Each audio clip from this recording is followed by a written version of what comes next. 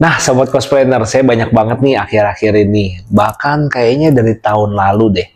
Saya dapat penawaran-penawaran tentang investasi villa, baik di Bali, di Bogor, Bandung, maupun Malang.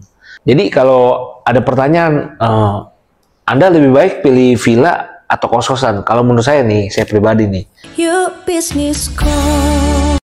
Halo Sobat Cospreneur, kembali lagi bersama saya Iwan Cendianto di channel You Business Cost. Di episode kali ini saya akan membahas tentang bagaimana pendapat saya mengenai passive income dari villa dengan bisnis property cost. Nah, semoga Anda bisa mendapatkan insight dan tentunya bisa membantu Anda dalam mengambil keputusan lebih baik investasi di villa atau di bisnis property cost.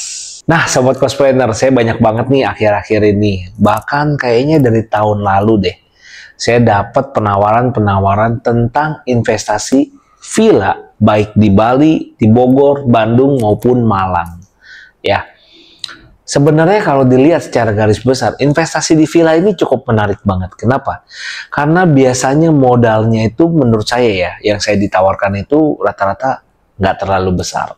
Ya, dan perhitungan feasibility study case-nya juga ataupun perhitungan ROI-nya itu yang disimulasikan itu cukup menarik banget menurut saya. Bahkan tidak dikit banyak yang bilang sampai ROI 30%. Wow, luar biasa banget. Tapi setelah saya hitung-hitung, kayaknya susah banget ya untuk dapat 30% tersebut kalau okupansinya itu di bawah 90% gitu. Jadi kalau misalkan dari Senin sampai Minggu ya, Senin sampai Minggu, berarti dia tuh harus cuman bisa kosong satu hari doang gitu. Jadi dari hari Kamis, Jumat, Minggu, Senin, Selasa, dia penuh semua tuh. Mungkin hari Rabunya doang tuh dia kosong gitu.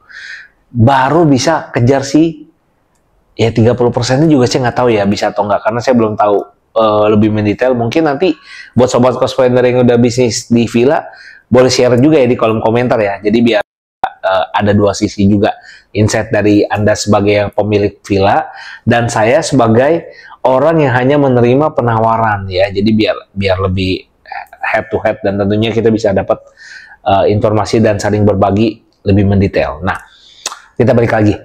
Jadi di situ saya melihat kalau misalkan nih ROI-nya bisa kejar sampai 30%, kenapa orang ini masih gila? Itu yang saya sampai hari ini nggak habis pikir gitu loh. Kenapa? Karena bunga bank itu setahun cuma 6%. Bahkan kalau pakai BPR yang bunganya paling gede itu cuma 15% gitu loh. Jadi kalau dia benar 30% net income ya, bukan kotor. Kalau kotor mungkin 30% bisa tercapai. Tapi kalau dia bisa dapat net 30% dan dia masih jual villa itu, saya agak nggak nangkep gitu. Kenapa nggak lu KPR aja gitu? Kan lu tetap profit 10% per tahun gitu loh. Itu yang saya sampai hari ini belum bisa pecahkan gitu. Atau mungkin sebenarnya nggak dapat 30% itu gitu. Makanya dia harus jual. Kalau jual properti itu dia profitnya 30%. Bisa jadi ya. Jadi hasil penjualan villa itu bisa mendapatkan 30% keuntungan. Nah, kalau ini make sense banget. Kenapa? Karena memang kalau Anda jual tanah doang, kagak ada bangunan, itu pasti murah. Tapi kalau Anda jual tanah plus bangunan, itu harga bangunannya bisa jadi abu-abu harganya. Nah, itu make sense banget. Terus kita balik lagi nih. Kalau di bisnis property cost itu sendiri gimana sih? Nah, di bisnis property cost itu yang terutama ya, lebih fleksibel. Dalam arti gini, kalau di villa tadi, ya kenapa saya bilang tadi, kalau untuk kotor 30% bisa tercapai, tapi kalau net agak sulit. Karena di villa itu SDM-nya harus banyak ya. Karena biasanya kan villa itu kebanyakan main harian juga ya. Jarang banget villa main bulanan. Ada nggak villa main bulanan? Ada. Karena memang juga ada yang di Bali itu dia main villa, villanya itu main bulanan, dan satu bulan itu lumayan gitu loh. Sewanya itu 25 jutaan per bulan ya. Cukup gede banget. Nah, tapi fasilitasnya itu ada kolam renang, private room, dan dia tuh bisa view-nya bisa ngeliat sunset ya. Terus selain itu ada free laundry-nya, terus room service-nya juga ada. Nah, itu banyak banget fasilitas. Dan yang pasti dia gratis listrik ya, karena listriknya udah termasuk di situ. Nah, Yang menariknya adalah memang modalnya nggak terlalu besar banget kalau menurut saya. Tapi SDM yang digunakan itu cukup banyak banget karena harus bersih-bersih. Ada maintenance untuk kolam renangnya dibersihkan ya, dan tentunya ada perawatan kolam renang tiap minggunya biasanya kata dia. Nah, terus kemudian ada room service-nya juga, ada bersih kamar, bersih ruang tamu dan lain sebagainya. Karena sebenarnya konsep villa ini mirip seperti apartemen kalau saya perhatikan gitu ya. Jadi ada dalam satu ruangan itu ada dapur, ada kamar mandi, tempat tinggal, ruang tamu, ruang santai, kolam renang dan parkiran serta beberapa fasilitas lainnya. Nah, yang menariknya adalah kalau di bisnis properti cost nih, selama Anda mainnya kosan bulanan, sebenarnya Anda SDM-nya nggak perlu banyak. Kenapa?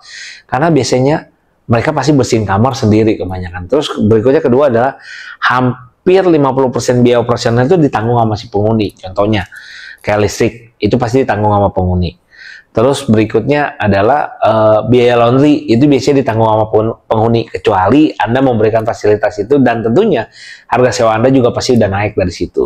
Nah, jadi kalau ada pertanyaan, Anda lebih baik pilih villa atau kos-kosan? Kalau menurut saya nih, saya pribadi nih, kalau bisa bikin aja kosan itu rasanya villa gitu loh. Kenapa? Kalau misalkan lagi high season ataupun kosannya lagi sepi, ya Anda main harian dulu aja gitu loh. Bisa ambil uang sewa hariannya dulu.